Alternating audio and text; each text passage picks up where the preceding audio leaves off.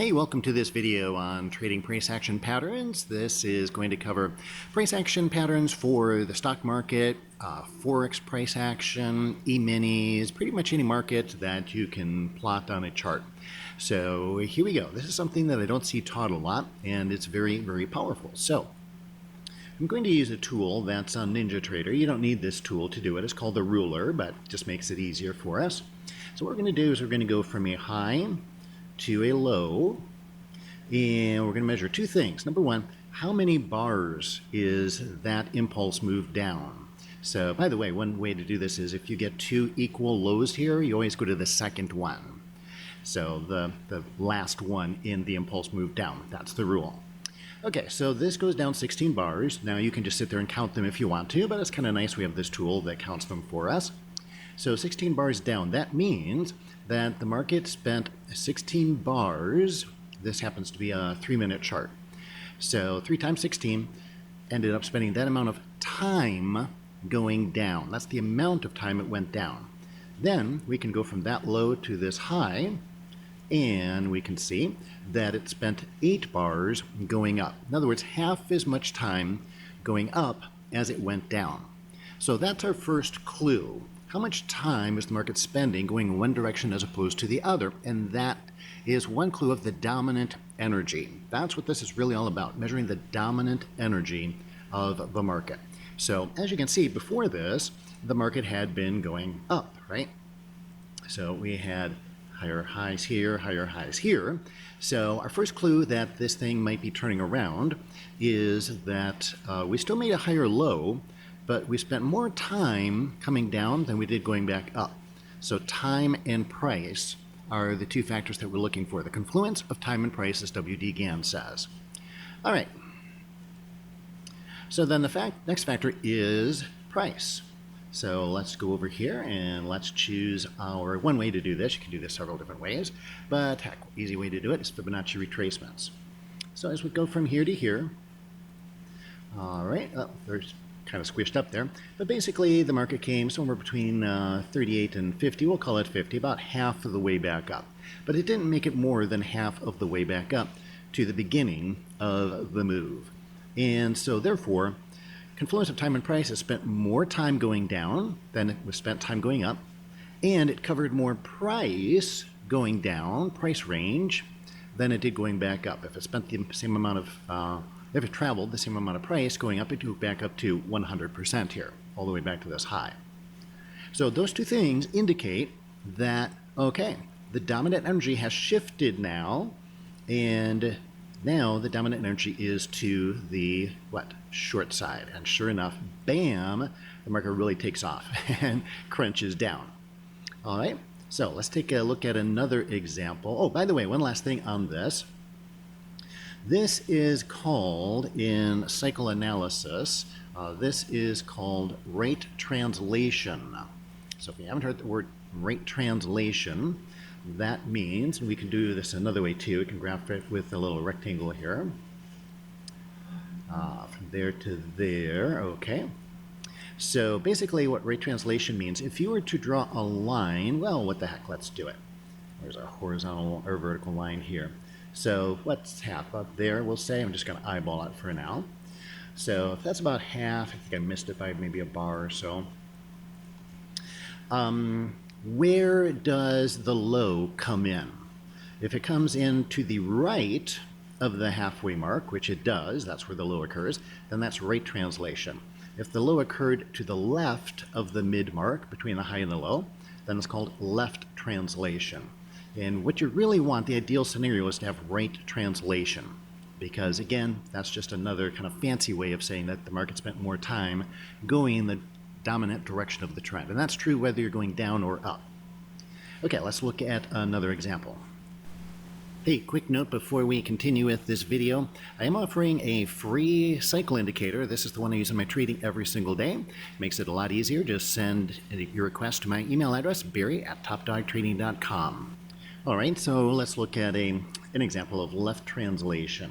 So if we go from this high to that, or from this low to that high to this low, by the way, let me bring up my crosshairs here. Remember, we always go to the last low. So if you'll notice, might not have been obvious, but the low of this bar is the same as the lows of these two bars. I bring my crosshairs across, you can see that, so therefore we use this bar as our low. All right, so let's do our little ruler here, and same here, by the way, we go to the last low, the equal lows. So from there to there, all right, and we have, let's just bring our label down here, so 6 bars going up. Now, obviously it spends less price coming down. It comes down not as far as it went up, but how many bars does it take to do that? How much time? It takes 10. So it went up on 6 bars, and it spends 10 bars. Again, these are 3-minute bars, so that'd be the difference of 18 bars going up and 30 bars coming down, or 30 minutes, I'm sorry, 30 minutes.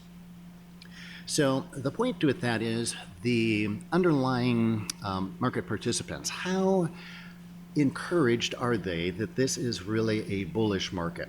Because if they're pretty encouraged, if they're pretty bullish, if the sentiment is very, very bullish, then they're going to want to get on board this. But if they're waiting a long time to get on board, that means there's uncertainty. And if there's uncertainty, there's probably going to be fewer people jumping on board. So it does make a higher high, but that's the end.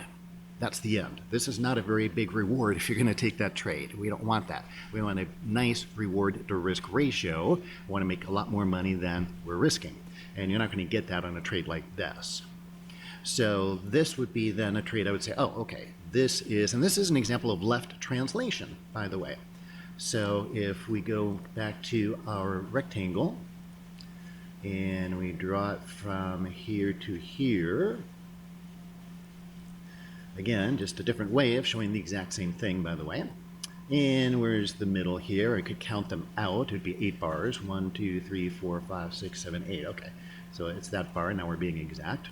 So you can see that the high comes into the left of the middle between that low and that low. And that's your cycle. Cycles are measured from low to low.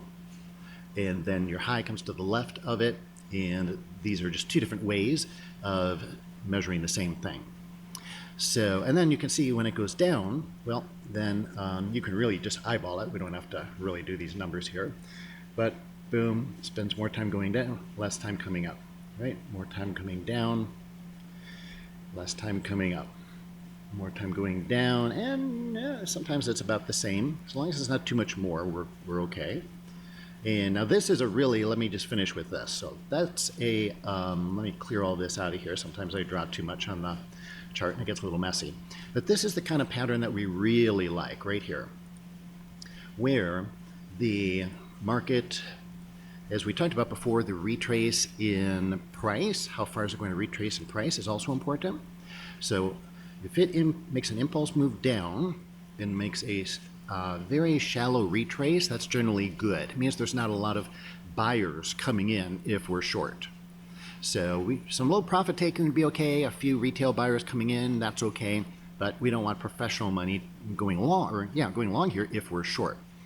And that will be indicated by how much time and how much price is covered on the retrace.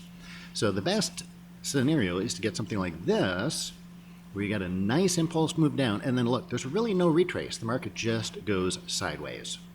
So yeah, there's probably just a little bit of profit taking there, but there's no major buying at all. And that means that the bearish energy is still very dominant in this market.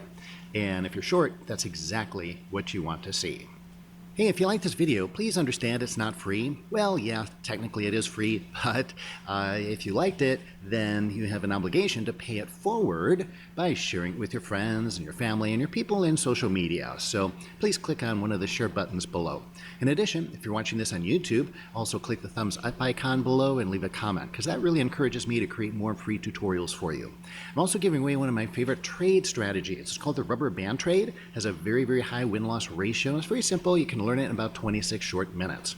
So get the video explaining that trade strategy absolutely free by clicking on the image in the top left corner, or if you're on a mobile device, then click on the little eye with a circle around it in the top right corner of this video. And if you're not watching on YouTube, then there's probably a link below the video or an opt-in form on the side. Once you do that, I'll personally email the video to you along with the Rubberband Trade strategy.